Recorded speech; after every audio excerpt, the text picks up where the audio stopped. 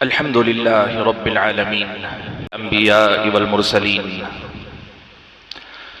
وعلى آله وأصحابه أجمعين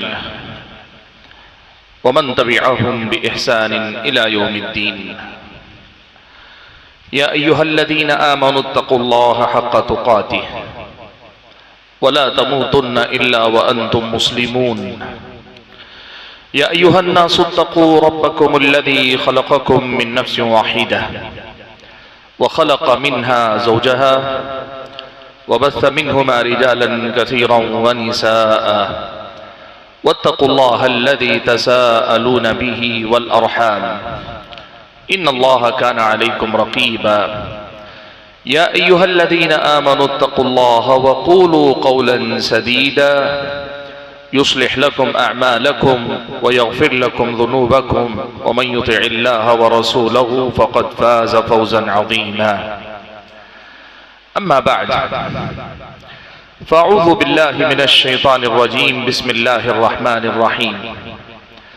ألف لام ميم. أحسب الناس أن يتركوا أن يقولوا آمنا وهم لا يفتنون ولقد فتنا الذين من قبلهم فليعلمن الله الذين صدقوا وليعلمن الكاذبين. محترم المقام علماء کرام، بڑے ہی محترم ذمہ داران گرامی قدر،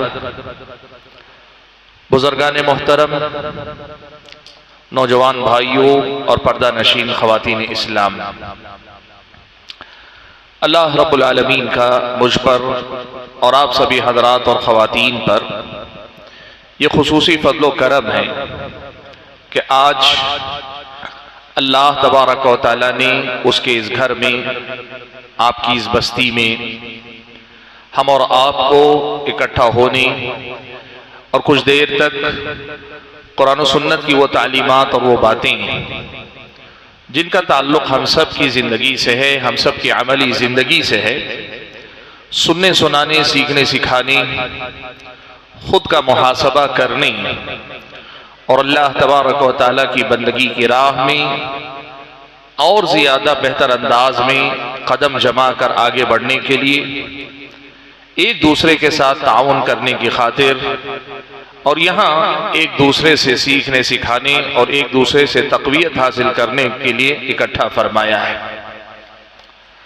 حاضرین گرامی قدر، میرے سامنے جو عنوان اس وقت ہے وہ ہے فتنوں سے بچنے کا راستہ کیا ہے۔ گفتگو کے آغاز میں سب سے پہلے یہ چاہتا ہوں کہ فتنہ یا فتنوں کی قسمیں یا فتنوں کی حقیقت کیا ہے اس کو ہم سمجھ لیں۔ جب اس کو سمجھیں گے تو پھر اس سے بچنے کے جو راستے کتاب و سنت میں ہم اور آپ کو بتائے گئے ہیں وہ راستے بھی انشاءاللہ آسانی سے سمجھ میں آئیں گے۔ میں نے اپنی گفتگو کے آغاز میں قرآن مجید کی ایک آیت کریمہ بلکہ دو آیتیں میں نے پڑھ کر سنائی جن میں اللہ تبارک و تعالیٰ نے ایک بہت بڑی سچائی، بہت بڑی حقیقت بیان کی کہ دنیا کے اندر اللہ تبارک و تعالیٰ نے انسان کو آزمائش کے لیے ہی پیدا کیا ہے۔ فتنہ کے لفظ کا معنی ہی اصل میں ہوتا ہے آزمانے کا۔ لفظ فتنہ ہم عام طور پہ جب بات چیت میں استعمال کرتے ہیں تو کوئی جھگڑا کھڑا کر دے، کوئی خامخواہ لوگوں میں فساد مچائے تو لوگ کہتے ہیں یہ بڑا فتین آدمی، یہ فتنہ پرور آدمی، اس نے فتنہ کھڑا کر دیا، اس نے فتنہ بپا کر دیا۔ لیکن اصل میں عربی زبان میں لفظ فتنہ کا معنی اس سے کہیں زیادہ عام ہے۔ اصل اس کا جو معنی ہوتا ہے وہ ہوتا ہے آزمائش کا، آزمائے جانے کا۔ اور اللہ تبارک و تعالیٰ نے قرآن مجید کی اس آیت میں وہی بات بیان کی کہ اللہ تعالیٰ نے اس دنیا میں انسانوں کو پیدا کیا ہے تو یہاں آزمائش انسان کی ہوگی۔ دوسرے الفاظ میں یوں کہیے کہ انسان کی زندگی میں فتنے آئیں گے۔ آدمی کا فتنوں سے بچنا یا انسان کا اپنی زندگی میں فتنوں سے پوری طرح سے دور رہنا ناممکن ہے۔ فتنے اس کی زندگی میں آئیں گے، آزمائش اس کی زندگی میں آئے گی۔ اصل جو مطالبہ ہے قرآن و سنت میں ہم اور آپ سے وہ اس بات کا ہے کہ ان فتنوں کو پہچان کر اپنے آپ کو ان فتنوں کا جو نقصان میرے اور آپ کے دین و ایمان کو ہو سکتا ہے، ان فتنوں سے میرے اور آپ کے ایمان اور عقیدے میں، ہمارے اور آپ کے عمل اور کردار میں، ہمارے اور آپ کے اخلاق اور معمولات میں جو کمی آ سکتی ہے، خلل پیدا ہو سکتا ہے، اس سے بچنا اصل میں ہمارا اور آپ کا فرض ہے۔ اللہ تبارک و تعالیٰ نے فرمایا احسب الناس ان يتركوا ان يقولوا آمنا وهم لا يفتنون، کیا لوگوں نے یہ سمجھ رکھا ہے کہ وہ یہ کہیں گے کہ ہم ایمان لائے تو ان کو چھوڑ دیا جائے گا اور ان کو آزمایا نہیں جائے گا؟ عربی میں کہتے ہیں اس سوال کے انداز کو استفہام انکاری ہے، مطلب یہ کہ اگر کوئی ایسا سمجھ رہا ہے تو اس کا سمجھنا غلط ہے، ایسا نہیں ہوگا، لوگوں کو آزمایا جائے گا، فتنے آئیں گے، زندگی میں آزمائشوں کا سامنا آدمی کو کرنا ہی ہوگا۔ کیوں؟ اللہ تعالیٰ نے کہا یہ اللہ کی سنت ہے، یہ اللہ تبارک و تعالیٰ کی اس کائنات میں سنت ہے کہ وَلَقَدْ فَتَنَّ الَّذِينَ مِن قَبْلِهِمْ، ہم نے ان سے پہلے والے لوگوں کو بھی آزمایا۔ مقصد کیا ہے؟ فَلَيَعْلَمَنَّ اللَّهُ الَّذِينَ صَدَقُوا وَلَيَعْلَمَنَّ الْكَاذِبِينَ، اللہ تبارک و تعالیٰ کھول کر رکھنا چاہتا ہے دنیا کے سامنے، خود انسان کے سامنے، کہ دنیا کے ہر دعوے سے زیادہ بڑا دعویٰ ہوتا ہے اللہ تعالیٰ کی بندگی کا دعویٰ۔ بہت بڑا دعویٰ ہوتا ہے کہ میں اللہ تبارک و تعالیٰ کا بندہ ہوں، اور یہ دعویٰ بغیر دلیل کے نہیں مانا جائے گا۔ اللہ تعالیٰ آزما کر دیکھنا چاہتا ہے کون اپنے دعوے میں سچا ثابت ہوتا ہے، کون اپنے دعوے میں کھوکھلا اور کمزور ثابت ہوتا ہے۔ حضرات گرامی قدر، بات جو میں اصل میں کہنا چاہ رہا ہوں وہ یہ کہ آپ یہ سمجھیے فتنہ کہتے ہیں آزمائش کو، کوئی بھی چیز جو میرے اور آپ کی بندگی کی راہ میں آزمائش بن جائے، رکاوٹ بن جائے، جو مجھ کو اور آپ کو اللہ تبارک و تعالیٰ کی بندگی کے راستے سے ہٹا کر لے جائے، اللہ سے دور لے جائے، نبی سے دور لے جائے، اللہ تعالیٰ کی کتاب سے دور لے جائے، نبی علیہ السلام کی سنت سے دور لے جائے، یا صحیح عقیدے سے دور لے جائے، اسلامی افکار کے نام پر ایسے افکار و نظریات آدمی کے اندر آ جائے جن کا اسلام سے تعلق نہیں، صحابہ کے منہج سے تعلق نہیں، ایسی چیزیں آتی ہیں تو ہم اللہ تعالیٰ کے دین سے جو دور ہو جاتے ہیں، ان چیزوں کو اصل میں فتنہ کہتے ہیں۔ اس لیے کہ یہ ہمارے لیے آزمائش بن جاتی ہے کہ ہم ان کو پہچانتے ہیں کہ نہیں، اور پہچاننے کے بعد ہم ان سے بچتے ہیں کہ نہیں، اور بچ کر کیا واقعی معنوں میں اللہ کی بندگی کے تقاضوں کو ہم پورا کرتے ہیں کہ نہیں کرتے۔ یہ اصل میں فتنوں کے ساتھ ہمارا اور آپ کا معاملہ۔ اسی لیے دیکھیے پیارے نبی صلی اللہ علیہ وسلم کی دعاؤں میں، آپ صلی اللہ علیہ وسلم کی نماز کے اندر جو دعائیں تھیں اور نماز کے باہر مختلف مناسبتوں پہ جو دعائیں تھیں، ان دعاؤں میں ایک بڑا حصہ یہ تھا اللہ کے نبی صلی اللہ علیہ وسلم فتنوں سے پناہ مانگتے تھے۔ طرح طرح کے فتنوں سے اللہ کے نبی صلی اللہ علیہ وسلم نے پناہ مانگی، اس لیے کہ جو بندہ ان فتنوں میں کا سامنا کرنے کے بعد ان سے بچ نہیں پاتا ہے، وہ بندگی کے امتحان میں ناکام ہوتا ہے۔ جو بندہ ان فتنوں میں مبتلا ہو جاتا ہے وہ اللہ تبارک و تعالیٰ کے دین کو اپنے ہاتھ سے چھوڑ بیٹھتا ہے۔ جو ان فتنوں کا شکار ہو جاتا ہے وہ اللہ تعالیٰ سے دور ہوتا ہے، اللہ کے دین سے دور ہوتا ہے، نبی علیہ السلام سے دور ہوتا ہے، نبی کے لائے ہوئے دین سے دور ہوتا ہے۔ اسی لیے حضرات گرامی قدر، یہ بات ہم اور آپ کو سب سے پہلے سمجھ لینی چاہیے کہ جو آدمی یہ سمجھے کہ میری زندگی میں میں کبھی کسی فتنے کا سامنا نہیں کیا، تو اس آدمی کو سمجھنا چاہیے خود ایک فتنہ ہے کہ وہ یہ سمجھ رہا ہے کہ اس نے فتنوں کا کبھی سامنا نہیں کیا۔ فتنے تو صبح و شام ہمارے اور آپ کے دروازے پہ دستک دیتے ہیں، اسی لیے سب سے پہلا کام میرا اور آپ کا یہ بنتا ہے ان فتنوں کو پہچانے، فتنہ کہتے کس کو ہیں اور یہ فتنے کس قسم کے ہیں۔ میں بہت مختصر وقت میں بات کروں گا، اس لیے کہ مجھے علاج پر زیادہ بات کرنے کا خیال ہے۔ فتنے کیا ہیں؟ علامہ ابن قیم رحمت اللہ علیہ نے لکھا ہے کہ شیطان انسان پہ جو حملہ آور ہوتا ہے، آپ کو معلوم ہے شیطان کی آدم اور بنی آدم سے دشمنی معلوم ہے، اس نے اپنی زندگی کا مقصد یہ رکھا ہے کہ بنی آدم کو برباد کر دے، گمراہ کر دے، جیسے وہ جہنمی ہے ویسے آدم کی ساری اولاد جہنمی ہو جائے، یہی شیطان چاہتا ہے۔ اس کے لیے وہ کیا کرے گا اس نے پہلے ہی بتا دیا، ثم لآتینہم من بین ایدیہم ومن خلفہم وعن ایمانہم وعن شمائلہم علیہم ولا تجد اکثرهم شاکرین۔ اے اللہ تعالیٰ، میں آدم کے بچوں کے پاس، ان انسانوں کے پاس آگے سے بھی آؤں گا، پیچھے سے بھی آؤں گا، دائیں سے بھی آؤں گا، بائیں سے بھی آؤں گا، اور ان میں کی اکثریت کو تو اپنا فرما بردار اور شکر گزار نہیں پائے گا۔ الفاظ بدل کر اگر ہم کہنا چاہیں تو یوں کہیں کہ ابلیس ہم اور آپ پر چوطرفہ حملہ کرے گا، چاروں طرف سے ابلیس ہم اور آپ پر حملہ کرے گا۔ اور میں تھوڑا سا اور اس میں اور وضاحت کر لوں، نبی علیہ السلام نے ابلیس کا انسان کے پیچھے جو منصوبہ، اس کی جو پلاننگ ہے اور اس کی جو کوشش ہے، بڑی تفصیلات اللہ کے نبی نے بیان کی۔ اللہ کے نبی نے ایک حدیث میں کہا، جنوں میں سے ایک ہمیشہ انسان کے ساتھ، ایک فرشتہ اور ایک جن برابر لگا رہتا ہے شیطان کے اولاد میں سے، اور اس کا کام یہ کہ ہمیشہ انسان کے اندر برائی کے خیالات پیدا کرتا ہے، برائی کی طرف اسے لے کر جانے کی کوشش کرتا ہے۔ اللہ کے نبی نے ایک اور حدیث میں یہ کہا کہ روزانہ ابلیس پانی پر اپنا تخت بچھاتا ہے اور اپنے کارندوں کو بھیجتا ہے کہ جاؤ، جا کر تم آدم کے اولاد کے پیچھے لگ جاؤ، جیسے بھی بہکا سکتے ہو، گمراہ کر سکتے ہو، بگاڑ کی طرف لے جا سکتے ہو لے جاؤ۔ حتیٰ کہ اللہ کے نبی نے یہاں تک کہا ان الشیطان یجری من ابن آدم مجرى الدم، کہ شیطان انسان کے خون کے ساتھ ساتھ دوڑتا ہے۔ یہ جو شیطان انسان کے پیچھے لگا ہے نا، ابن قیم رحمت اللہ علیہ کہتے ہیں یہ سارا مشن جو شیطان نے خود کے لیے اور اپنی اولاد کے لیے متعین کیا ہے، اسے انجام دینے کے شیطان کے پاس دو راستے ہیں، دو مدخل ہیں جہاں سے شیطان انسان کے اندر داخل ہوتا ہے۔ اور وہ دو راستے کیا ہیں؟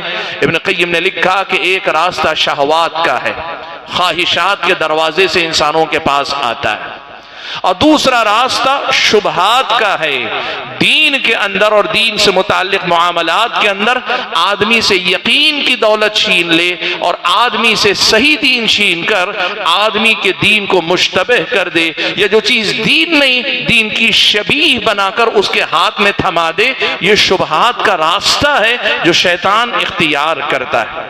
ابن قیم نے لکھا ہے شیطان کے جتنے حملے ہیں وہ سارے کے سارے ان دو راستوں سے ہی انسانوں پہ ہوتے ہیں، ایک شہوات کا راستہ، دوسرا شبہات کا راستہ۔ اور حضرات گرامی قدر، ہم جسے فتنے کہہ رہے ہیں، فتنوں سے بچنے کے لیے ہم جن کو فتنے کہہ رہے ہیں، وہ سارے فتنے سمٹ کر سکڑ کر ان دو چیزوں کے اندر آ جاتے ہیں۔ آدمی کے دین کی راہ میں جو آزمائشیں آتی ہیں، جو اسے دین سے پھیرنے، اللہ تعالیٰ سے دور لے جانے کی کوشش کرتے ہیں، وہ یا تو شہوات کی قبیل، خواہشات کی قبیل کی کوئی چیز ہوتی ہے، یا پھر یہ کہ وہ شبہات کی قبیل کی کوئی چیز ہوتی ہے۔ کیسے؟ دیکھیے انسان کے اندر اللہ تبارک و تعالیٰ نے خواہشات رکھی۔ کیا کیا خواہش اللہ نے رکھی ہے؟ اللہ تعالیٰ نے خود بیان فرمایا، کہا زُيِّنَ لِلنَّاسِ حُبُّ الشَّهَوَاتِ مِنَ النِّسَاءِ وَالْبَنِينَ وَالْقَنَاطِيرِ الْمُقَنطَرَةِ مِنَ الذَّهَبِ وَالْفِضَّةِ وَالْخَيْلِ الْمُسَوَّمَةِ وَالْأَنْعَامِ وَالْحَرْثِ۔ اللہ تبارک و تعالیٰ نے کہا زُيِّنَ لِلنَّاسِ، لوگوں کے لیے مزین کر دی گئی کئی چیزوں، خواہشات کی محبت لوگوں کے لیے مزین کر دی گئی۔ کس کس چیز کی خواہش؟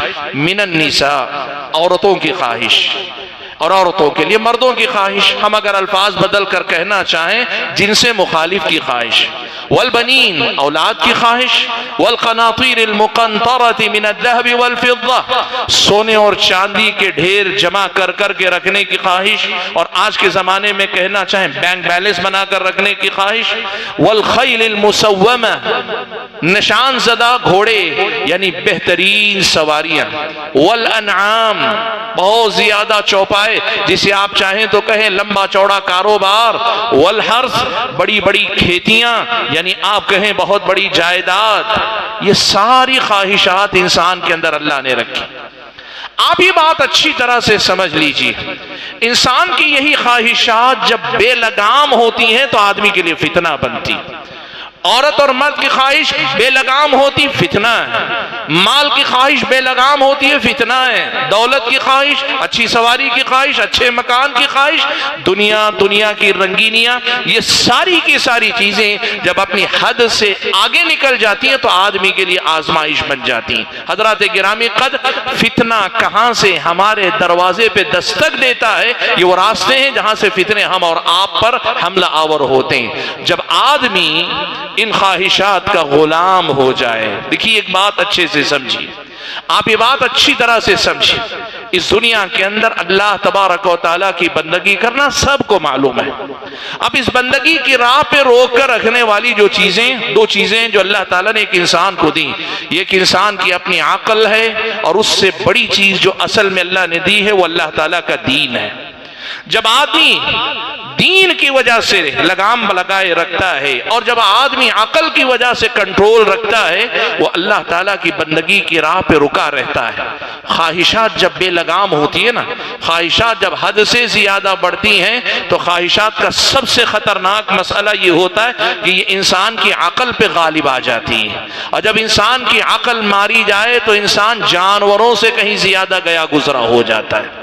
خواہشات فتنہ جب بنتی ہیں تو ہوتا کیا ہے، یہ خواہشات ہیں، یہ جب بے لگام ہوتی ہیں تو اتنی زوراور ہوتی ہیں کہ آدمی کی عقل پر، آدمی کے دین پر بھی غالب آ جاتی ہیں، اور انسان جس کو اللہ تعالیٰ نے دین اور عقل کے نام پہ اتنے سارے سہارے دیے تھے، ان سب کے باوجود ان خواہشات کے بہاؤ میں بہہ جاتا ہے، اور یہی اس کے لیے فتنہ بن جاتا ہے۔ یہ ہے خواہشات کا فتنہ جو ہم اور آپ دیکھتے ہیں۔ چلیے دوسری طرف آتے ہیں، ابن قیم نے لکھا ہے شبہات کا فتنہ۔ شبہات کسے کہتے ہیں؟ سادہ الفاظ میں کہیں، جس چیز پہ یقین آپ کو رکھنا ہے، آپ کا وہ یقین متزلزل ہونے لگے، آپ کا یقین ڈگمگانے لگے، جو چیز قرآن و سنت کی بیان کردہ سچائی ہے اس کے سلسلے میں آپ کے اندر شک و شبہ پیدا ہونے لگے، اور جب یہ سلسلہ شک سے شروع ہوتا ہے کئی بار منزل انکار تک جاتی ہے۔ آدمی رب العالمین کے بارے میں، یا پیارے نبی صلی اللہ علیہ وسلم کے بارے میں، یا اللہ کے نبی کے اخلاق و کردار کے بارے میں، یا صحابہ کرام کے بارے میں، کسی کے بارے میں بھی، کسی کے بھی بارے میں جو کردار اللہ تعالیٰ نے قرآن میں بیان کیا نبی علیہ الصلوۃ والسلام کا، وَإِنَّكَ لَعَلَىٰ خُلُقٍ عَظِيمٍ، ماں عائشہ کہتی کَانَ خُلُقُهُ الْقُرْآنِ۔ یہ یقین آپ کا متزلزل کرنے والی کوئی بھی بات، کوئی غیر مسلم، کوئی بھٹکا ہوا ظالم اللہ کے نبی کی شان میں کوئی ایک شوشہ چھوڑ دیتا ہے، نبی کی زندگی میں یہ ہوا وہ ہوا، ایک مسلمان سننے کے ساتھ اس کے دل میں آتا ہے ایمان تو ہے، لیکن بہرحال یہ چیز مجھے سمجھ میں نہیں آ رہی، کچھ تو مسئلہ ہے۔ یہ آغاز ہے، یہ آپ کے نبی علیہ الصلوۃ والسلام کی کردار پر جو یقین کی دولت ہے اس پہ نقب لگی ہے، یہاں سے آپ شک و شبہ میں پڑ رہے ہیں۔ صحابہ کرام رضوان اللہ تعالی مجمعین کے بارے میں ایک لفظ کافی ہے قرآن مجید کا، رضی اللہ عنہم، اللہ تعالیٰ ان سے راضی ہو گیا۔ اور آپ جانتے ہیں اللہ کو معلوم ہے یہ صحابہ اپنی اگلی زندگی میں بھی کیا کرنے والے ہیں۔ رب العالمین جب رضامندی کی بات کرتا ہے، یہ نہیں کہیں گے اللہ پہلے کے بارے میں رضامند تھا، بعد کے بارے میں اللہ کو معلوم نہیں تھا کیا؟ جب اللہ راضی ہو گیا تو ہمارے ایمان کا مسئلہ یہ ہے کہ ہمارے لیے کوئی موضوع ہی نہیں کہ کسی صحابی کے کردار، ان کی عدالت، ان کے ثقافت پہ بات کریں، لیکن کوئی آدمی آپ کے سامنے کسی صحابی کے بارے میں کوئی واقعہ، کوئی حادثہ، کوئی قول، کوئی تاریخ کی روایت، کوئی کسی چیز کا تذکرہ کر دیتا ہے، اور آپ کے دل میں اس صحابی کے تئیں تھوڑا سا تردد پیدا ہونے لگتا ہے کہ دوسرے صحابہ تو ٹھیک ہیں لیکن ان کے بارے میں ذرا سا کچھ، یہ ہے شبہ جسے کہتے ہیں۔ بھائیو شبہ کا مطلب نہیں کہ آپ کو اللہ کا یقین نہ ہو، آپ سمجھیے بات میں جو مثالوں سے بتانا چاہ رہا ہوں۔ شبہ ہوتا کیا ہے؟ وہ کردار، وہ بات، وہ حقیقت، وہ سچائی جو قرآن و سنت کے صحیح دلائل سے ثابت ہے، جو اہل سنت کا متفق علیہ عقیدہ ہے، جو کہ ہمارے اور آپ کے صحیح منہج کا طرۂ امتیاز ہے، اس سے ہٹ کر کوئی بھی بات، کوئی بھی چیز، چاہے آپ خود پڑھتے ہیں، کوئی اور آپ کو سناتا ہے، یا کسی بدعتی، کسی گمراہ انسان کو آپ سنتے ہیں، وہاں سے آپ کے کان میں آتی ہے، جہاں سے بھی بات آئے اس میں ذرا برابر تردد شروع ہو، یہ شبہات کا فتنہ ہے۔ اور بھائیوں انہی شبہات کے فتنے کا دوسرا اہم باب ہے جسے عام طور پہ نظر انداز کیا جاتا ہے، وہ کیا ہے؟ توحید کے مقابلے میں بندے کو شرک میں مبتلا کر دیتا ہے شیطان، سنت کے مقابلے میں بدعتوں میں مبتلا کر دیتا ہے، لیکن بندے کو پھر بھی یقین دلائے رکھتا ہے کہ تمہاری توحید برقرار ہے۔ آدمی کو یہ شبہ ہو گیا ہے کہ میں جو کر رہا ہوں اس سے میری توحید میں خلل نہیں آئے گا۔ آدمی بدعتوں پہ جی رہا ہے، پھر بھی اپنے آپ کو یہ لقب دے رہا ہے کہ میں اہل سنت ہوں، میں سنت پر چلنے والا ہوں۔ یہ شبہات ہیں جو شیطان کی طرف سے اٹھارے جاتے ہیں۔ کہنے کہنے کا مطلب یہ ہے کہ دین کے وہ ثابت حقائق جو کسی سے متعلق بھی ہو، جنت کے بارے میں، جہنم کے بارے میں، عذاب قبر کے بارے میں، یا پھر یہ کہ غیب کے بہت سارے معاملات کے بارے میں، فرشتوں کے بارے میں، نبی علیہ السلام کے بارے میں، صحابہ کے کردار کے بارے میں، اور ان سب سے بڑھ کر رب العالمین کے بارے میں کسی بھی ثابت شدہ حقیقت کے سلسلے میں ذرا برابر کوئی شک شبہ پیدا ہو جائے، یہ بھی شبہات ہیں۔ اور اس کے ساتھ ساتھ وہ تمام بدعتیں جو 1400 سال میں امت مسلمہ میں ظاہر ہوئی، ساری بدعتوں کا مسئلہ یہ تھا کہ وہ بدعت جن کے اندر تھی وہ بدعتی اس شبہ میں مبتلا تھے کہ یہی اسلام ہے۔ شبہات جب ہم کہتے ہیں تو اس کا مطلب یہ ہے کہ ان تمام سے بچنا، اور یہ فتنے کہ ہمیں بدعت سنت نظر آنے لگے، ہم شرکیہ کام کریں پھر بھی ہمیں شرک نہ لگے، ہم صحابہ کی شان میں گستاخی کریں پھر بھی لگے ہم صحابہ کے عقیدت مند ہیں، پیارے نبی صلی اللہ علیہ وسلم کے بارے میں کہیں نہ کہیں کوئی بیماری انسان کے اندر گھس جائے اور آدمی سمجھے پھر بھی کہ میں نبی سے بڑی محبت کرتا ہوں۔ ابھی آپ کے سامنے بات ہو رہی تھی محبت رسول کی، یہ سمجھیے آپ کہ جو چیز ان میں خلل پیدا کرے اس کو کہتے ہیں شبہات کے فتنے۔ حضرات گرامی قدر، ایک ایمان والے کے لیے یہ بہت بڑی آزمائش اس دنیا کے اندر ہے کہ دیکھو اللہ نے یہ سنت دنیا کے اندر رکھی ہے، اللہ نہ چاہتا نہ شہوات کا فتنہ سامنے آتا نہ شبہات کا فتنہ دنیا میں آتا، لیکن اللہ نے دنیا میں پیدا کس لیے کیا؟ الذي خلق الموت والحیات لیبلوکم ایکم احسن عملا، وہ جس نے موت و حیات کو اس لیے پیدا کیا کہ تمہیں آزما کر دیکھے کہ تم میں کون عمل کے اعتبار سے بہتر ثابت ہوتا ہے۔ آزمائش اس دنیا کا مقصد ہے، اس دنیا میں انسان میں آنے کا مقصد ہے، بس رب العالمین نے آزمائش کا یہ سلسلہ چلایا، لیکن رب العالمین میں بڑا بہترین انتظام یہ کر دیا، فتنے کیا ہیں یہ بھی بتا دیا، فتنوں سے بچنے کے راستے کیا ہیں یہ بھی اللہ تعالیٰ نے بتا دیا، اور فتنے میں مبتلا ہونے کا برا انجام کیا ہوگا وہ بھی بتا دیا۔ فتنوں سے بچ کر آدمی اپنے دین و ایمان کی حفاظت کر لے تو کیا بہترین نتیجہ ملے گا یہ بھی اللہ تعالیٰ نے بتا دیا۔ اور اصل میں انہی چیزوں کے درمیان بچتے بچاتے چلنے کا نام اصل میں ہماری اور آپ کی زندگی میں ایمانی زندگی ہے، فتنوں سے بچ کر چلنے والی زندگی۔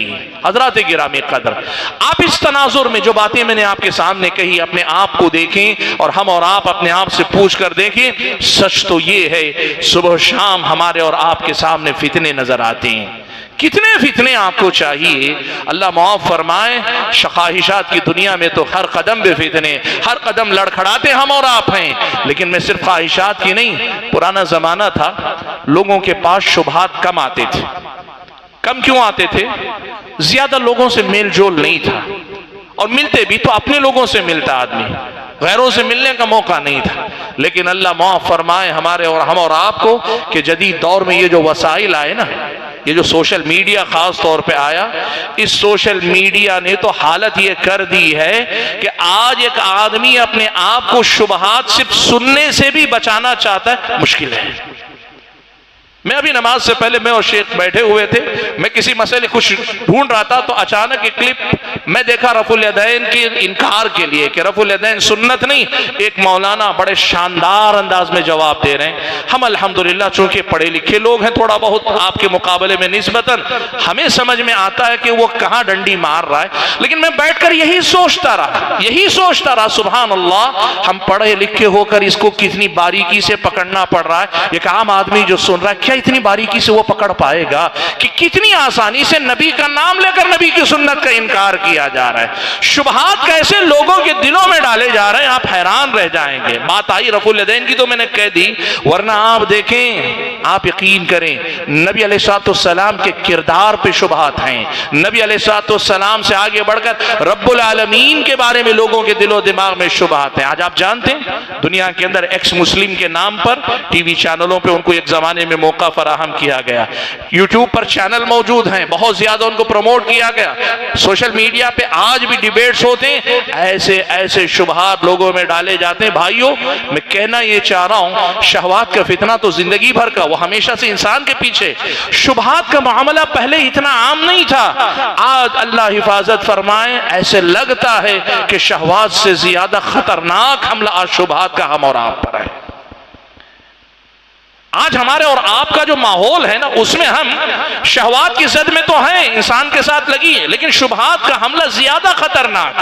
آج ہم اور آپ ان کی زد میں جی رہے ہیں۔ اسی لیے بھائیو، میں جو بات آپ کے سامنے رکھنا چاہتا ہوں، کامیابی اگر ہمیں چاہیے، فَلَيَعْلَمَنَّ اللَّهُ الَّذِينَ صَدَقُوا، اللہ کے سامنے اپنے ایمان کی سچائی، اپنے ایمان کی پختگی اور اپنے آپ کو فتنوں سے بچنے والا بن کر دکھاؤ کہ اسی پر تمہاری میری کامیابی کا دار و مدار اللہ تعالیٰ نے رکھا۔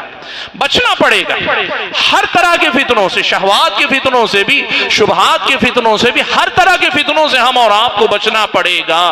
اور اگر کوئی آدمی اپنے آپ کو عقل کل سمجھے، یعنی میں بہت سمجھدار آدمی ہوں، تو سمجھو یہ پہلا فتنہ ہے جس میں آپ مبتلا ہو۔ اگر آپ سمجھتے ہیں کہ نہیں بھائی میں اتنا جو ہے کیا کہتے ہیں فتنہ پروف ہوں، مجھ پہ کوئی فتنہ اثر انداز نہیں ہوتا، یہ سب سے پہلا فتنہ ہے جس میں آپ اور میں مبتلا ہے۔ قسم اللہ کی، اللہ کے بندو، اللہ کے نبی اگر فتنوں سے پناہ مانگتے تھے تو پھر کون مطمئن ہوگا کہ میں فتنوں میں مبتلا نہیں ہوگا؟ سبحان اللہ۔ افسوس اس کا ہے کہ ہمارے جو نوجوان بھائی ہیں نا، وہ اپنے آپ کو یہ سمجھتے ہیں میں جانتا بھی بہت ہوں اور ماشاءاللہ میں دیندار بھی بہت ہوں۔ نہیں اللہ کے بندو، فتنہ اسی لیے ہے کہ اچھے اچھوں کی مت ماری جاتی، اچھے اچھوں کی عقل ٹھکانے لگ جاتی، اچھے اس میں مبتلا ہو جاتے ہیں۔ آپ کو میں یقین دلاؤں، طالب علم کے طور پر کبھی کبھار ہم لوگ جب بدعتی فرقوں کی تاریخ پڑھتے ہیں، پرانے دور کے کئی بڑے بڑے نام ان کے پڑھتے ہیں نا، مثال کے طور پر آپ کو بتاؤں، غزالی کا نام آپ نے سنا ہوگا، امام غزالی کا نام آپ نے سنا ہوگا۔ آپ جب پڑھیں گے نا فلسفہ پر، فلسفے کی وجہ سے جو ایمان اور عقیدے پہ شبہات آئے نا، ایسے زبردست رد فلاسفہ پر کیے ہیں کہ آپ خود حیران رہتے ہیں، سبحان اللہ، اللہ نے کیا عقل دی ہے بندے کو۔ لیکن حیران اس وقت آپ ہوتے ہیں جب دیتے ہیں کہ یہی عقل فلاسفہ کے مقابلے میں تو جیت گئی بظاہر، لیکن اشعریت کے معاملے میں اسی عقل نے بیڑا غرق کیا ہے، سبحان اللہ۔ اس لیے کبھی یہ مت سمجھو کہ فتنے ایسے ہی آئیں گے چلے جائیں گے ہم بچ جائیں گے۔ یہ بہت بڑا جہاد ہے، یہ بہت بڑا جہاد ہے۔ فتنوں سے مقابلہ کوئی آسان کام نہیں۔ اور آپ سوچو، میں بار بار دہراؤں، اللہ کے نبی نماز میں، نماز سے باہر، صبح و شام اللہ کے نبی کی دعاؤں میں آپ آج دیکھ لو، جتنی دعائیں آپ کو یاد ہیں، جتنی دعائیں آپ کو ملتی، کہاں کہاں کس کس فتنے سے اللہ کے نبی نے پناہ مانگی ہے، سمجھ میں آئے گا کہ فتنوں سے بچنا کتنا بڑا مسئلہ۔ حضرات گرامی قدر، کیسے بچا جائے؟ چونکہ عنوان اصل میں ہے فتنوں کے بارے میں کہ فتنوں سے بچنے کا راستہ یا نجات کا راستہ کیا۔ میں آپ کے سامنے پانچ چھ کچھ نکات صرف گنانا چاہتا ہوں۔ کم سے کم ان باتوں پہ محنت کرو، کم سے کم ان باتوں پہ محنت کرو۔ اگر اتنی باتوں پہ محنت کرو گے تو اللہ سے امید ہے کم سے کم بہت سارے فتنوں سے اللہ تعالیٰ آپ کو مجھ کو بچا لے گا۔ سب سے پہلی بات، اچھا میں بتا دوں کہ یہ جو علاج میں بتا رہا ہوں، ان میں سے بعض کا تعلق شہوات کے فتنے سے، بعض کا تعلق شبہات کے فتنے سے، بعض کا دونوں سے ہے۔ میں تفصیل میں نہیں جاؤں گا، صرف جو بنیادیں گنا رہا ہوں ان پر آپ محنت کرنے کی کوشش کریں۔ حضرات گرامی قدر، سب سے پہلا کام یہ ہے کہ ہم اور آپ اگر فتنوں سے بچنا چاہتے ہیں تو فتنوں کو پہچاننا سیکھیں سب سے پہلے۔ اس لیے کہ جس دشمن کو آپ نہیں پہچانتے وہ آستین کا سانپ۔ اگر آپ فتنوں کو نہیں پہچانتے تو آپ کو پتا بھی نہیں چلے گا کہ کب آپ اس میں مبتلا ہو چکے ہیں۔ سب سے بڑا المیہ فتنوں کا یہی رہتا ہے۔ ایسا نہیں ہے کہ یہ جو بدعتوں میں مبتلا ہو رہے ہیں ان کو معلوم ہے کہ وہ بدعت میں ہیں، مسئلہ ہے ہی اس میں ان میں سے بہت سارے لوگوں کو اندازہ نہیں کہ وہ بدعت میں ہیں، وہ فتنے میں، ان کو پتا نہیں۔ سب سے بڑا مسئلہ یہی ہوتا ہے کہ آدمی فتنوں کو پہچان نہیں پاتا۔ پہلی فکر ہونی چاہیے، آدمی اس فکر میں رہے کہ مجھے کہیں کسی چیز میں کسی فتنے میں مبتلا تو نہیں ہو گیا، میں کسی فتنے میں مبتلا تو نہیں ہو گیا۔ آدمی کو اس کی فکر ہونی چاہیے۔ سبحان اللہ۔ آپ دیکھو حذیفہ بن یمان رضی اللہ تعالیٰ عنہ روایت فرماتے ہیں، صحیح بخاری اور مسلم دونوں کی روایت ہے، حضرت عمر ابن خطاب کے ساتھ ہم سب بیٹھے ہوئے تھے۔ حضرت عمر ابن خطاب رضی اللہ تعالیٰ عنہ نے صحابہ سے پوچھا کہ تم میں سے کون اللہ کے نبی کی وہ حدیث جانتا ہے جو اللہ کے نبی نے فتنوں کے بارے میں بیان کی؟ تو حضرت حذیفہ بن یمان رضی اللہ تعالیٰ عنہ نے آگے بڑھ کر کہا میں نے سنی ہے اللہ کے نبی سے فتنوں کے بارے میں حدیث۔ پھر انہوں نے کہا حدیث سنائی۔ حضرت عمر ابن خطاب نے کہا میں اس حدیث کے بارے میں نہیں پوچھ رہا ہوں، تفصیل میں بعد میں بتاؤں گا۔ میں جو بات آپ سے بولنا چاہ رہا ہوں وہ یہ، کیوں حضرت عمر نے اللہ کے نبی صلی اللہ علیہ وسلم کی زبانی اپنے جیتے جی اللہ کے نبی کی زندگی حین حیات اللہ کے نبی صلی اللہ علیہ وسلم سے جنت کی بشارت نہیں سنی تھی؟ حضرت عمر نے جنت کی خوشخبری سنی ہوئی تھی نا اللہ کے نبی کی زبانی، اور کتنی بار بار اللہ کے نبی نے سنی۔ اللہ کے نبی نے یہاں تک کہا تھا نا شیطان جو راستہ بدل لیتا ہے واحد، عمر کا اگر یہ مقام ہے کہ شیطان ان سے اگر بچتا ہے تو پھر عمر کو مطمئن ہو جانا چاہیے۔ لیکن حضرت عمر ابن خطاب اپنی مجلس میں بیٹھے ہیں، لوگوں سے پوچھتے ہیں کہ بھئی تم میں سے کون جانتا ہے کہ اللہ کے نبی نے فتنوں کے بارے میں کیا حدیث بیان کی، کیا مطلب ہے اس کا؟ بھائیو کیا چیزیں فتنہ بن رہی ہیں، کون سے نت نئے فتنے اٹھ کر آ رہے ہیں، ابھر کر آ رہے ہیں، اس کے بارے میں بیداری ہونی چاہیے، چوکنا رہنا چاہیے۔ یہ جو ہم جیتے ہیں نا بھئی سب چلو جس کا دین اس کے ساتھ ہے، جس کا ایمان اس کے ساتھ ہے اور ہم سب کے ساتھ ہیں، وہ ہمارے ساتھ ہیں، اس کا دین اس کے ساتھ، یہ نہیں چلے گا، ایسے نہیں ہوگا۔ سوچنا پڑے گا، دیکھنا پڑے گا، چوکنا رہنا پڑے گا۔ جہاں کہیں رہو سب سے قیمتی چیز اپنے دین و ایمان کی حفاظت کی فکر کرو۔ فتنوں سے بچنے کے لیے فتنوں کی پہچان سب سے پہلے ضروری ہے۔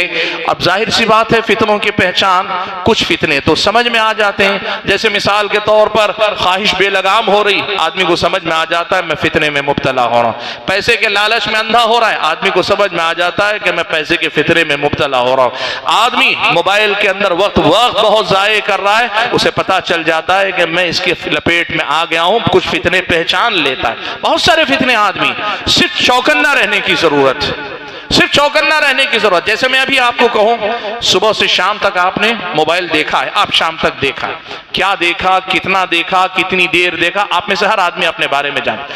جب دیکھا آپ نے سوچا نہیں، اب جب سن رہے تو میں آپ کو کہوں پلٹ کر دیکھو صبح سے شام تک جو دیکھا اس میں سے صحیح کتنا تھا، ضروری کتنا تھا، غیر ضروری کتنا تھا، غلط کتنا تھا، تو آپ کو خود اندازہ ہو جائے گا نہیں 10% غلط تھا 90% صحیح تھا، یا پھر یہ کہ 90% غلط تھا 10% صحیح تھا، آپ کو سمجھ میں آ جائے۔ میں جو بات آپ کو کہنا چاہ رہا ہوں وہ یہ کہ اب آخری وقت ہی میں نہیں، وہ جب کام کر رہے ہوتے نا اس وقت چوکنا رہنا سیکھیں۔ یہ ہے فتنوں کو پہچاننے کی بات، کہ آپ کی زندگی میں جو گھٹ رہا ہے، جو چل رہا ہے، عین اس وقت آپ کو معلوم ہونا چاہیے میں کسی فتنے کی زد میں تو نہیں ہوں، کسی خواہش کی غلامی میں تو نہیں چلا گیا ہوں۔ خواہشات کی غلامی کا فتنہ ایک ایسا مسئلہ ہے، ایک عام انسان بھی اکثر و بیشتر پہچان لیتا ہے۔ بھائیو یہ پہلا طریقہ ہے کہ چوکنا رہو، بیدار رہو۔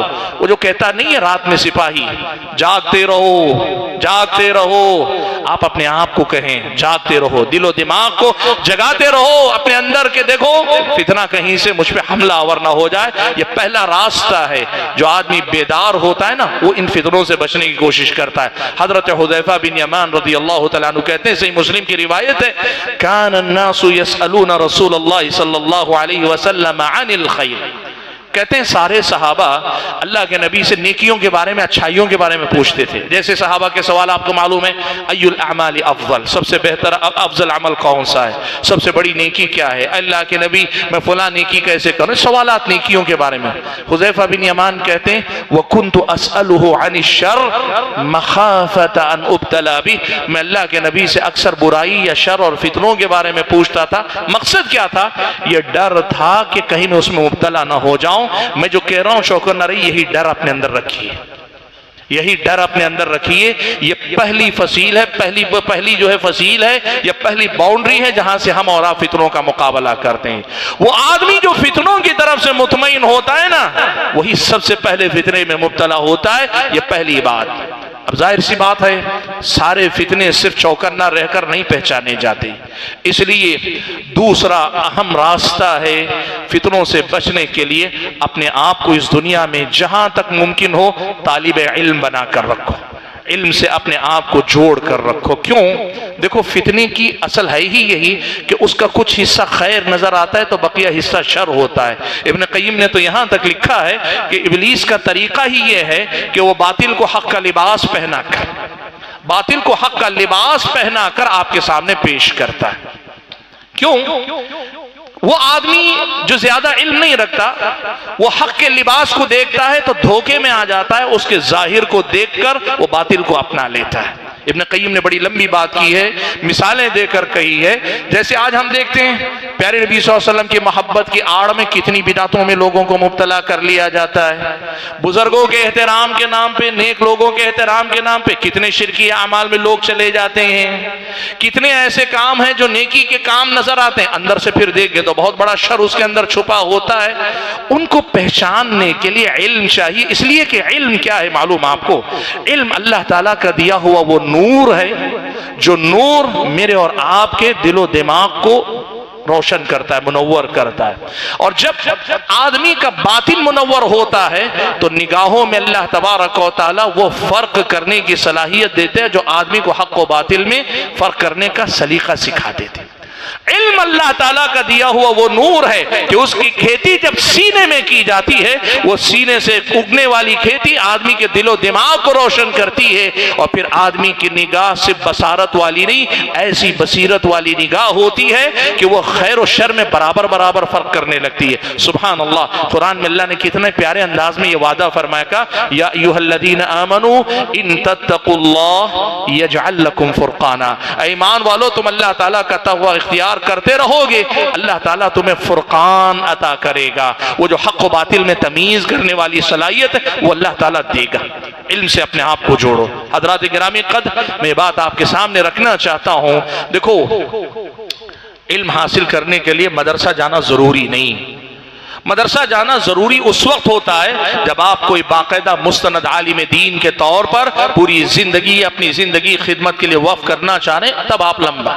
لیکن ایک بندگی کرنے کے لیے میں اپنے آپ کو دین کو علی وجہ البصیرہ، جتنا دین میں سیکھوں گا میں جان کر سیکھ کے سمجھ کے کروں گا، یہ اگر آپ طریقہ اپنا لیں گے نا تو آپ جو ہے بڑی آسانی کے ساتھ بہت سارے فتنوں سے بچ جائیں گے۔ جیسے مثال دیتا ہوں، سنیے، علم کی میں بات کر رہا ہوں، آپ اللہ کی توفیق سے کسی اچھے استاذ کی نگرانی میں صرف قرآن کا ترجمہ پڑھنے لگیں گے نا، قرآن کا ترجمہ پڑھنا استاذ کی نگرانی میں اگر آپ یہ کرتے رہیں گے، اللہ تعالیٰ اس علم کی برکت سے شرک اور توحید کی حقیقت بڑی آسانی سے سمجھا دے گا۔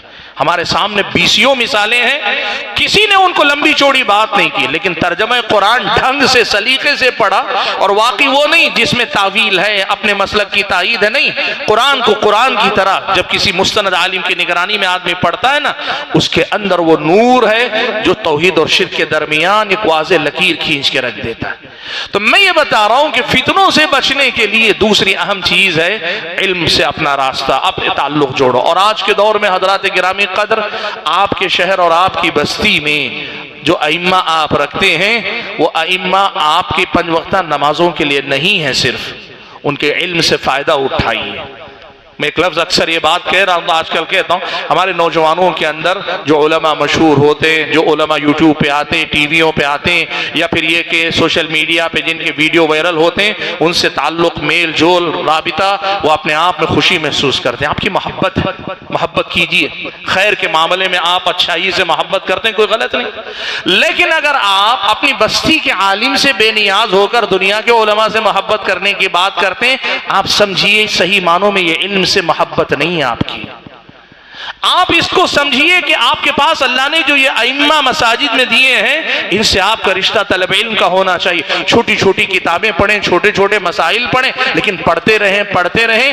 آپ یقین کیجئے صحابہ میں ایسی تقسیم نہیں تھی کہ یا تو سارے صحابہ ان میں سے کچھ بڑے عالم تھے، بقیہ پورے عام آدمی تھے، یہ صحابہ کے اندر تھی ہی نہیں تقسیم۔ آپ دیکھ لو، یہ جو آج ہمارے زمانے میں ہے نا، لوگ یا تو عالم ہیں، اور معاف کیجئے صرف بتانے کے کہہ رہا ہوں، آپ کو برا نہیں کہنا چاہ رہا ہوں، یا تو عالم ہے یا تو جاہل ہے، دین سے نابلد انسان۔ یہ تقسیم جو آج ہمارے سماج میں ہے کہ آدمی یا تو عالم ہوگا یا جاہل ہوگا، یعنی دین سرے سے نہیں جانتا ہوگا، یہ صحابہ کا طریقہ تھا ہی نہیں۔ صحابہ میں یہ تھا، کوئی صحابی پورے پکے عالم، کوئی ان سے ذرا کم، کوئی ان سے کم، لیکن ایسے لوگ تھے کہ ان کے اندر علم سے بڑا شغف تھا۔ وقت اجازت نہیں دیتا، لیکن پھر بھی مثال دیتا ہوں۔ حضرت عبداللہ ابن مسعود نے ایک مرتبہ مسئلہ بتایا کہ جو عورت باہر سے بالوں کا جوڑا لگائے اس پر اللہ تعالیٰ کی لعنت، اللہ تعالیٰ کی لعنت ہو، فرشتوں کی لعنت ہو، یہ بات حضرت عبداللہ ابن مسعود نے کہی۔ اور اس کے بعد انہوں نے کہا، میں کیوں نہ اس پر لعنت بھیجوں جس پر اللہ تعالیٰ نے لعنت بھیجی ہے، اور وہ قرآن میں بھی موجود ہے، وہ قرآن میں بھی موجود ہے۔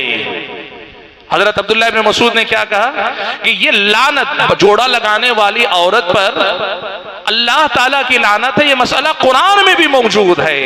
یہ خاتون ام یعقوب اس کا نام ہے، روایت میں آپ دیکھیں گے یہ خاتون ام یعقوب آئی، آ کر کہنے لگی کہ ابو عبد الرحمن میں نے پورا قرآن پڑھا ہوا ہے لیکن یہ جوڑا لگانے والی پر اللہ کی لعنت ہے، یہ آیت تو مجھے پورے قرآن میں کہیں نہیں ملی۔ معاف کیجئے گا میں ایک جملہ کہنے جا رہا ہوں، شاید آپ سمجھیں، کئی بار ہمارے بعض مدرسوں سے پڑھے ہوئے طلبہ بھی اتنے یقین کے ساتھ نہیں کہہ سکتے کہ قرآن میں یہ موضوع ہے ہی نہیں۔ یہ خاتون ام یعقوب، اور ام یعقوب کوئی فقیہہ بہت بڑی صحابیات میں نہیں، آپ پڑھ کر دیکھیے صحابی فقیہہ جو تھیں ان میں ام یعقوب کا کوئی بڑا نام نہیں، لیکن یہ کون خاتون ہے؟ یہ قرآن پڑھنے والی خاتون ہے، اسے معلوم ہے۔ پھر حضرت عبداللہ ابن مسعود نے سمجھایا، بتایا کہ قرآن میں ہونے کا مطلب کیا ہے۔ حضرت عبداللہ ابن مسعود نے سمجھایا، وقت اجازت نہیں دیتا میں آگے بڑھ رہا ہوں، لیکن آپ دیکھیے کہ عبداللہ ابن مسعود نے جب یہ کہا فلاں مسئلہ قرآن میں ہے تو اس خاتون نے کہا پورا قرآن میں نے پڑھا ہے، اس میں کہیں یہ مسئلہ نہیں، اور یہ حق ہے کہ صاف الفاظ میں یہ مسئلہ قرآن میں نہیں ہے۔ سبحان اللہ۔ میں یہ کہنا چاہ رہا ہوں علم سے اپنا تعلق جوڑیے کہ کچھ نہ کچھ سیکھتے پڑھتے رہیے، یہ ہمارا اور آپ کا طریقہ ہونا ہے۔ علم صرف عالم بننے کے لیے نہیں حاصل کیا جاتا، علم بندگی کے لیے حاصل کیا جاتا ہے۔ علم ہمارا عمل علم پر مبنی ہونا چاہیے، اس لیے علم حاصل کیا جاتا ہے۔ یہ علم میرے اور آپ کے لیے حفاظت کا ذریعہ بنے گا۔ تیسرا راستہ جہاں سے ہم اور آپ اپنے آپ کو فتنوں سے بچا سکتے ہیں، بھائیو علم بہت اونچا پہاڑ ہے۔ میں بات کہہ رہا ہوں، ذمہ داری سے کہہ رہا ہوں، علم بہت اونچا پہاڑ ہے۔ اس کی ابتدا ہر آدمی کر سکتا ہے، لیکن اس کی اونچائی پہ پڑھنا نہ ہر انسان کے بس کی بات ہے، نہ ہی اللہ تعالیٰ ہر کسی کو عطا کرتا ہے۔ یہ اللہ جس کو دے دے اس کا اپنا ذاتی کمال کم ہے، محنت کم، چاہے وہ کہ میں ساری زندگی جھونک چکا ہوں، تب بھی آپ سمجھیے اصل چیز ہے اللہ تعالیٰ نے کس کو منتخب کیا۔ ذالک فضل اللہ یؤتیہ من یشاء۔ اسی لیے حضرات گرامی قدر، آپ اگر علم کی اس اونچائی تک نہیں پہنچ پا رہے ہیں، چڑھ نہیں پا رہے ہیں، تو اللہ تعالیٰ نے آپ کو دوسرا راستہ دیا ہے، مستند اور معتبر علماء سے رابطے میں مستقل رکھیے، مستقل ان کے ساتھ تعلق بنا کے رکھیے۔ کیسا تعلق؟ استفادے کا تعلق، وہ تعلق جس میں آپ کچھ نہ کچھ سیکھیں، سوال کریں، پوچھیں، معلومات حاصل کریں، کوئی بھی اشکال آتا ہے فوراً رابطہ کریں، کوئی بھی سوال آتا ہے فوراً پوچھیں۔ یہ جو علماء سے تعلق کا مسئلہ ہے نا، یہ بڑا اہم مسئلہ ہے، اور یہ جو مسئلہ ہے اس مسئلے میں ہمارے اور آپ کے سماج میں بڑی کمزوری ہے۔ دیکھیے ایک چیز میں بتاتا ہوں، تکبر کی کئی قسمیں، تکبر کی کئی قسمیں، ان میں سے ایک تکبر ہے علم کے مقابلے میں تکبر۔ آدمی کسی کے سامنے جھک کر پوچھنے میں اپنی ذلت محسوس کرتا ہے، جبکہ اللہ نے خیر اس میں رکھا ہے۔ آپ علم کی خاطر اپنے آپ کو عاجز بنائیں، اور آپ سے چھوٹا ہو عمر میں۔ کئی بار کیا ہوتا ہے، بستی کے کسی کمزور، مان لیجئے کوئی ٹھیلا لگانے والے آدمی کا بچہ جا کے مدرسے میں پڑھ کر آ گیا، اب مدرسے میں پڑھ کر آیا ہوگا ٹھیلا لگانے والے کا بیٹا، آپ ہوں گے شہر کے رئیس، لیکن علم کے معاملے میں اللہ نے آپ کو اس کا محتاج بنا دیا ہے۔ آپ کے اندر یہ تواضع ہونی چاہیے، آپ کی بستی میں کوئی نہیں، وہی عالم ہے، آپ کا اس سے رابطہ رہے، آپ دینی مسائل میں اس سے بات کریں، پوچھیں، اس لیے نہیں کہ وہ فلاں کا بیٹا، اس لیے کہ اللہ نے اسے اس علم کے لائق سمجھ لیا، آپ کو نالائق سمجھنے کے اختیار نہیں۔ لیکن آدمی کا تکبر ہے جو عالم کے سامنے، کسی طالب علم کے سامنے ذرا عاجز ہونے یا ذرا جھک کر چلنے میں رکاوٹ بن جاتا ہے۔ بھائیو تعلق پیدا کرو علماء سے۔ آپ دیکھو حضرت حسن بصری اور دیگر سلف صالحین ایک بات کہتے تھے، الفتنة اذا اقبلت عرفها العالم واذا ادبرت عرفها كل جاہل۔ حضرات گرامی قدر، فتنہ جب آتا ہے تو عالم پہچانتا ہے۔ وجہ کیا ہے؟ فتنہ کہتے ہی ایسے مسئلے کو جس میں خیر و شر ملا ہوتا ہے، جس کے اندر کئی بار جو ہے حق اور باطل ملا ہوا ہوتا ہے، اور اس میں باریکی سے فرق کرنے کے لیے جو گہرا علم چاہیے۔ میں نے کہا نا بڑی اونچی پہاڑی ہے، وہاں تک شاید نہیں پہنچ پاتے، جس کو بھی اللہ علم دیتا، اور اللہ تعالیٰ کا سبحان اللہ دین اسلام کے اندر علم کو اللہ نے کسی خاندان، کسی قبیلے، کسی زبان، کسی علاقے کے ساتھ خاص نہیں رکھا۔ کس کو اللہ کب عالم بنا دے، وقت کا علامہ بنا دے۔ آج آپ یہاں بیٹھے ہیں، بعید نہیں آج یہاں بیٹھے ہوئے ہمارے احباب میں سے کسی کوئی خود یا ان کا کوئی بیٹا وقت کا اتنا بڑا عالم بنے کہ پورے ہندوستان میں اللہ تعالیٰ اس کو جو علم پھیلانے والا بنا دے۔ وہ اللہ تعالیٰ جس کو دینا چاہے دے۔ آپ یہ بات یاد رکھیے کہ جب جب یہ علم آدمی کی رہنمائی کرتا ہے تو فتنوں کی پہچان آدمی کو ہو پاتی. اور یہی بات حسن بصری کہتے ہیں فتنہ جب آتا ہے عالم ہی پہچان پاتا ہے. اچھا جب فتنہ لوگوں کو آزمائش میں مبتلا کر کے دین برباد کر کے چلا جاتا ہے تب پھر ہر کوئی بات کرتا ہے کہ بھئی ہاں وہ فتنہ تھا, ارے بھائی یہ فتنہ تھا, فلاں تھا. علماء سے تعلق پر محنت کرو, بہت بڑا مسئلہ ہے. اور خاص طور پہ بھائیوں میں آپ کی ایک بات کہنا چاہوں گا, بہت سارے لوگوں نے کیا کیا معلوم ہے, اسے تصوف کے نام پہ, بیعتوں کے سلسلے کے نام پر سلسلے, اور اس کے بعد پیر صاحب کے سامنے جا کر اپنے آپ کے راز کھولنا, میری یہ غلطی ہوئی, میری فلاں غلطی ہوئی, ایک سلسلے کے نام پہ چلا دیا. اب وہ جو سسٹم تھا سلف صالحین میں سسٹم نہیں تھا, اس لیے ہم نے اس سے دوری بنائی. تو اب صورتحال یہ ہے کہ ہماری تربیت کے لیے, چاہے وہ شہوات کے فتنوں سے مقابلہ کرنے کے لیے ہو یا شبہات کے فتنوں سے مقابلہ کرنے کے لیے ہو, علماء سے باقاعدہ تعلق کا معاملہ بڑا کمزور ہمارے اندر ہے. حضرات گرامی قدر, میں ذرا آگے بڑھتا ہوں. اگلی بات جس سے ہم اور آپ فتنوں سے بچ سکتے ہیں, اور عام طور پہ لوگ اس کی طرف توجہ نہیں دیتے, وہ ہے عبادتوں میں کثرت سے دل لگاؤ, کثرت سے عبادت کرو, کثرت سے اللہ تعالیٰ سے تعلق مضبوط کرو. یہ عبادتیں شہوات اور شبہات دونوں طرح کے فتنوں سے بچانے کا بہت بڑا ذریعہ ہے. ہماری عبادتیں ہماری حفاظت کا ذریعہ ہیں.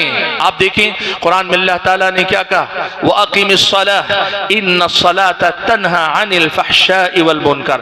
نماز قائم کرو کہ نماز بے حیائی اور منکرات سے روکتی, یعنی خواہشات کے, بے حیائی کے اور جو دوسرے فتنے آتے ہیں ان سے نماز رکاوٹ بنتی. آپ دیکھیں قرآن کی دوسری آیت میں اللہ تعالیٰ نے کہا فَخَلَفَ مِن بَعْدِهِمْ خَلْفٌ أَضَاعُوا الصَّلَاةَ وَاتَّبَعُوا الشَّهَوَاتِ. اللہ نے انبیاء اور ان کے خاندانوں کا تذکرہ کرنے کے بعد, نیک لوگوں کے تذکرے کے بعد کہا, ان نیک لوگوں کے بعد ایسے لوگ ان کے جانشین ہوئے جنہوں نے کیا کیا, اضاعوا الصلاۃ, نماز کو ضائع کر دیا, واتبعوا الشہوات, خواہشات کے پیچھے لگ گئے. بھائیو میں ذرا رک کر یہاں بات کرنا چاہوں گا. میں نے خواہشات کے فتنوں کے بارے میں آپ کے سامنے بات کی. دیکھو آج کے نوجوان کے لیے سب سے مشکل امتحان ہے خواہشات کا مقابلہ کرنا. کیوں؟ اس لیے کہ جیسے ہی جوانی کی دہلیز پہ قدم رکھتا ہے, فطری طور پہ ہر انسان, متقی سے متقی انسان کے اندر بھی جذبات کے اندر ابال آنا فطرت ہے انسان کی, اللہ تعالیٰ کی پیدا کی ہوئی فطرت ہے, وہ تو رہے گی. اب آپ دیکھیے سماج کے ہر قدم پر ان جذبات کو بھڑکانے کا ہی انتظام ہے. یہ بے پردگی چلتی پھرتی عورتیں, یا عورت باہر نکلتی ہے تو یہ جو جذبات کو برانگیختہ کرنے والا لباس پہن کر نکلنے والے مرد, اور دوسری طرف فیشن کے نام پہ ایسے تماشے. اور اتنا ہی نہیں, اسکول میں جائیے, اسکولوں میں, کالج تو بہت پر, ہم اپنے زمانے میں کہتے تھے کالج کا ماحول بڑا خراب, اب تو اسکولوں کی خیر نہیں رہ گئی. 8ویں 9ویں جماعت کے لڑکے اور لڑکیاں نعوذ باللہ بدکاری میں مبتلا ہو رہے ہیں. یہ جو فتنے ہر جگہ, بوائے فرینڈ گرل فرینڈ کا مسئلہ, اور اس کے علاوہ T V culture, cinema culture, اور اب تو سوشل میڈیا پہ تو اللہ معاف فرمائے اتنے جذبات کو برانگیختہ کرنے والا معاملہ. اور اس سب پہ مستضاد ہمارے ہاں شادی کرنے میں ہمارے بڑے بزرگوں کو اللہ تعالیٰ توفیق دے کے اپنے نوجوانوں کی شادی جلدی کروائیں. 30 سال تک شادی نہیں کرتے, 25 سال تک شادی نہیں کرتے, 28 27 سال تک شادی نہیں کرتے, اور جو نہیں کرتے 40 سال تک بھی نہیں کرتے. میں اکثر ایک جملہ کہتا ہوں اور اچھا نہیں لگتا, لیکن میں کہتا پھر بھی ہوں, اس لیے کہ بعض چیزیں کھل کر بولیں تو ذرا لوگوں کو لگتی ہیں, سمجھ میں آتی ہیں. 15 سال میں آپ کا بچہ بالغ ہوتا ہے, 30 سال میں آپ جا کے شادی کرتے ہیں, آپ گواہی دینے کے لیے تیار ہیں 15 سال میں آپ کے بچے سے کوئی غلطی نہیں ہوگی؟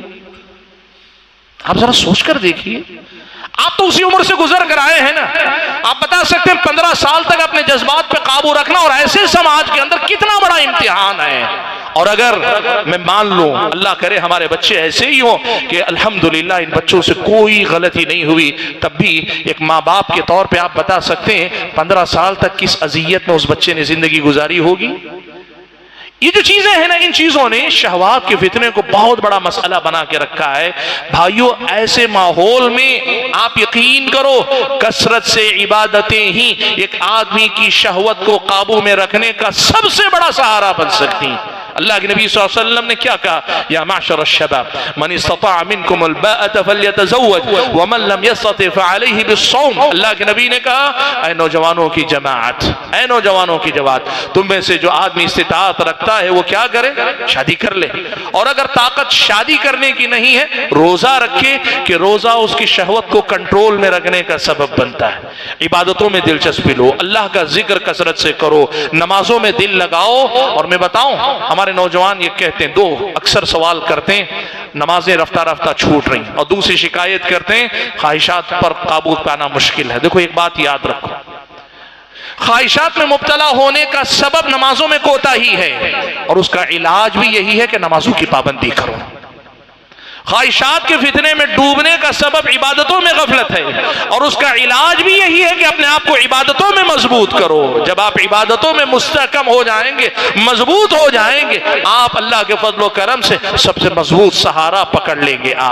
آپ نے گویا اپنے آپ کو اللہ تعالیٰ کے حوالے کر دیا، اور اللہ تعالیٰ کے حوالے کر کے آپ نے کہا اللہ میں تجھی پہ بھروسہ کرتا ہوں کہ تو میری حفاظت کر لے. اللہ کہے گا وَمَن يَتَوَكَّلْ عَلَى اللَّهِ فَهُوَ حَسْبُهُ، جو اللہ پہ بھروسہ کر لے گا اللہ اس کے لیے کافی ہو جائے گا.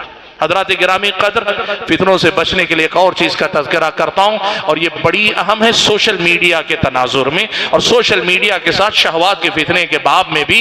دیکھو فتنوں سے بچنے کا سب سے آسان طریقہ یہ ہے کہ جس جگہ فتنہ ہے اس طرف جھانک کر بھی نہ دیکھو. جس جگہ فتنہ ہے وہاں جھانک کر بھی نہ دیکھو. میری نگاہوں کے سامنے ایسی کئی مثالیں ہیں. اچھے خاصے بھلے نوجوان، مجھے پتا چلا وہ فلاں صاحب کے پاس پروگرام درس بیٹھ سننے کے لیے جاتے ہیں. وہ صاحب بگڑے ہوئے آدمی تھے، بگڑے مطلب ہٹے ہوئے آدمی، دین کے معاملے میں گڑبڑ. میں نے ان سے کہا کہ بھائی مت جاؤ. تو اس نوجوان نے کہا پتا ہے بگڑے ہوئے آدمی ہیں، بس ان کے بولنے کا انداز بہت مزہ آتا ہے سننے میں، کبھی کبھار جب غصے میں آ کے بولتے ہیں بہت مزہ، صرف وہ مزہ لینے کے لیے جا. ایسے ہی اس نے کہا مجھ سے.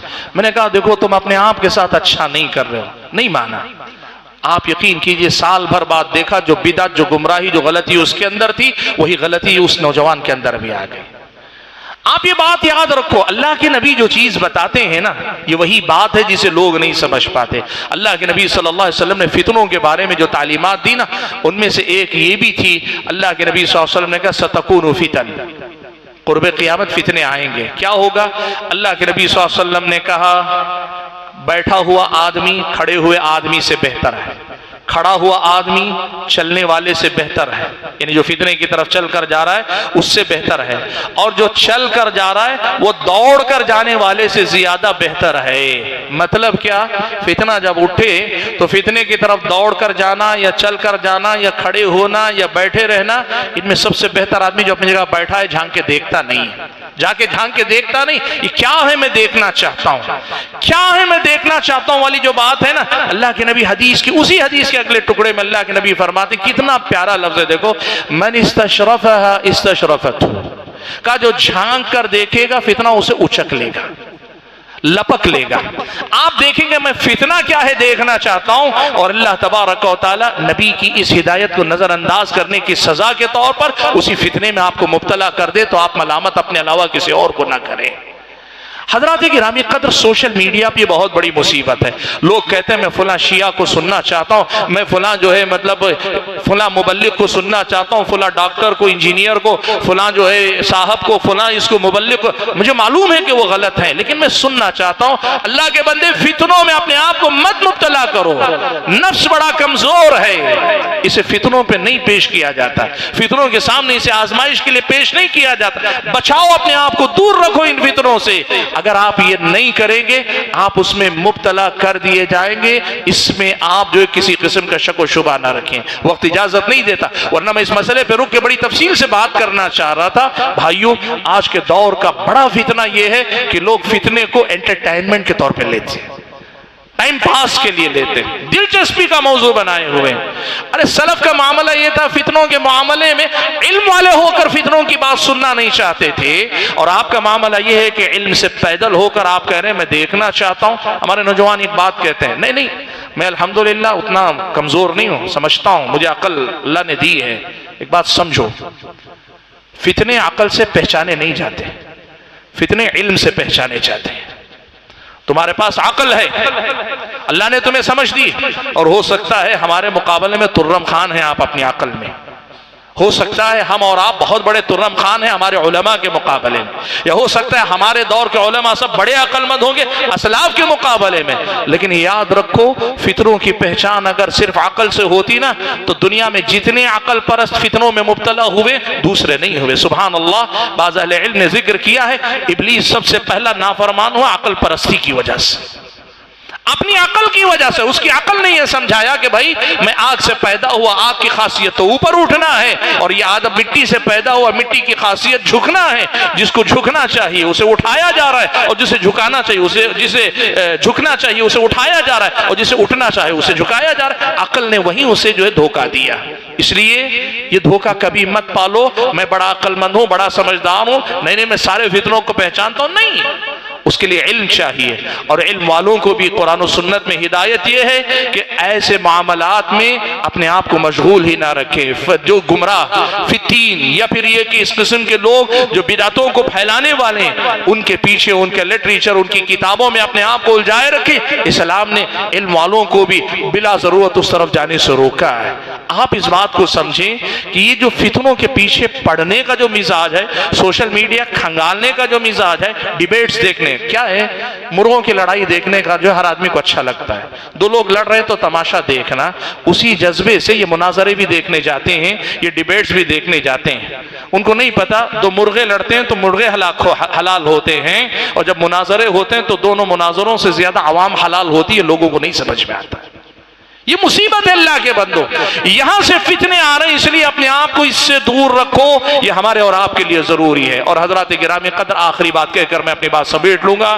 دیکھو یہ جو باتیں ہوئی یہ ساری باتیں تدبیر کی ہیں، یہ تدابیر ہیں، اور مسلمان صرف تدبیر پہ نہیں چلتا، تدبیر ضرور اختیار کرتا ہے سبب کے طور پہ، اصل وہ معاملہ جانتا ہے یہ معاملہ ہدایت اور گمراہی کا ہے، اور ہدایت اور گمراہی کس کے ہاتھ میں ہے؟ رب العالمین کے ہاتھ میں ہے۔ تو ہمیشہ وہ اللہ تعالیٰ سے کثرت سے دعا کرتا ہے۔ فتنوں سے بچنے کے لیے، چاہے شہوات کا فتنہ ہو، شبہات کا فتنہ ہو، رب العالمین سے بکثرت دعا کرنا، اللہ تبارک و تعالیٰ سے دعائیں مانگنا، یہ بہت زیادہ ضروری ہے۔ اور اس کے لیے سب سے بڑا نمونہ پیارے نبی صلی اللہ علیہ وسلم ہے۔ سبحان اللہ، ساری دنیا کو فتنوں سے آگاہ کرنے والے، فتنوں کے بارے میں بتانے والے، خود فتنوں سے پناہ مانگنے کی دعا کرتے ہیں اللہ تعالیٰ سے، تو ہم اور آپ فتنوں سے پناہ مانگنے کی دعا کیوں نہ کریں؟ حضرات گرامی قدر، اپنی دعاؤں میں اس کو معمول بنائیے کہ اللہ تبارک و تعالی ہمیں ظاہر و باطن ہر طرح کے فتنوں سے، شبہات شہوات ہر طرح کے فتنوں سے بچا کے رکھے۔ یہ ایک اور اہم تعلیم ہے جس کا خیال رکھنا چاہیے۔ حضرات گرامی قدر، فتنوں سے کیسے بچا جائے، یہ کچھ باتیں تھیں جو آج کے لیے میں نے آپ کے سامنے ذکر کرنی مناسب سمجھی۔ کم سے کم ان باتوں پہ اگر ہم محنت کریں گے، اول و آخر رب العالمین کے فضل اور اس کی توفیق سے، اور پھر اس کے بعد اس کے دین کی سکھائی ہوئی ان باتوں کے فائدے سے، اس کے اثر سے انشاءاللہ ہم اور آپ بہت سارے فتنوں سے بچ جائیں گے۔ میں اللہ تعالیٰ سے دعا کرتا ہوں کہ اللہ تعالیٰ ہم اور آپ کو فتنوں کو پہچان کر، فتنوں سے بچ کر ایمان والی زندگی گزارنے کی توفیق عطا فرمائے، ہر طرح کی بدعتوں، گمراہیوں سے اور ہر طرح کے شہوات اور خواہشات کے فتنے سے اللہ مجھ کو اور آپ کو بچا کے رکھے۔ اللہ کہنے اور سننے سے زیادہ عمل کرنے کی توفیق عطا فرمائے۔ حضرات گرامی قدر، آشتی شہر کے آپ کی جو ذمہ دار بھائی ہیں اور آپ اہل جماعت ہیں، مجھے پتا ہے کافی دنوں سے مجھے مدعو کر رہے تھے، لیکن ذمہ داروں کے سامنے میں نے بات رکھی، میرے اپنے کچھ مسائل ہیں جس کی وجہ سے میں وقت نکال کے نہیں آ پاتا، لیکن میں اللہ کا شکر ادا کرتا ہوں۔ آج میں نے صبح میں بھی کہا ہمارے بھائیوں سے کہ اللہ تعالیٰ نے بہرحال آپ کی دعوت پر یہاں حاضر ہونے کا موقع دیا۔ بڑی خوشی ہوتی ہے جب آپ ایسے علاقوں میں جو شہروں سے دور مانے جاتے ہیں، شہروں سے، بڑی آبادیوں سے دور مانے جاتے ہیں، ایسے علاقوں پہ اگر آپ علم کی شمع جلاتے ہیں، دین کی بات پہنچاتے ہیں، کتاب و سنت کی تعلیمات عام کرتے ہیں، توحید سمجھاتے ہیں، سنت سمجھاتے ہیں، فتنوں سے آگاہ کرتے ہیں، یقین مانیے بہت بڑی توفیق ہے اللہ تعالیٰ کی۔ گزارش یہ ہے کہ آپسی محبت کے ساتھ، آپسی تعاون کے ساتھ شہروں سے زیادہ قریوں ہی میں ایسی محنتیں کرتے رہیں، تاکہ شہر میں تو الحمدللہ علماء ہوتے ہیں، قریوں کے یہ علاقے بھی آباد ہوتے رہیں اور اللہ تعالیٰ کے دین کا یہ پیغام ہر بندے تک پہنچتا رہے۔ اللہ مجھے اور آپ کو کہنے اور سننے سے زیادہ عمل کرنے کی توفیق عطا فرمائے۔ آمین وآخر دعوانا ان الحمدللہ رب العالمین۔ مائک